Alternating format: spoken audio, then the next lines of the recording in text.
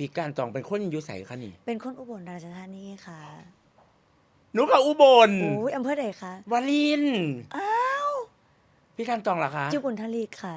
ว้ายคนอุบลอีกแล้วเทปนี้เอาหนูเปิดมาอีหลีเนี่ยหนูบ่ฮู้อีหลีเนี่ยว่าพี่อยู่เป็นคนอุบลคนอุบลค่ะโดยกำเนิดได้บ่คะอำเภอบุญทลีแมนค่ะคนบ้านเจ้าของได้นี่เนาะคนบ้านเดียวกันบ่น่าเชื่อว่าเฮานี่สิหน้าตาดีกันปานอุ้ย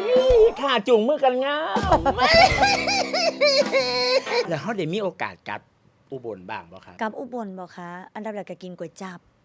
แซ่บบ่ห้านไหนคะอันนี้อยากฮู้เพราะว่าคนห้านก๋วยจั๊บมันหลาย มันหลาย ต้องบอกก่อนเด้อคนอุบลเนาะเขาก็จะฮู้อยู่แล้ว ค่ะ ห้านเกิดใหม่ห้านอยู่เก่าจังซี่มันหลายแฮงมันแล้ว ค่ะ แต่คนมาคนนั้นก็ว่าแซ่บคนนี้ก็ว่าบ่แซ่บห้านนี้อันนี้แซ่บกว่าจังซี่แล้วพี่การตองมักห้านใดครับ ไปกิน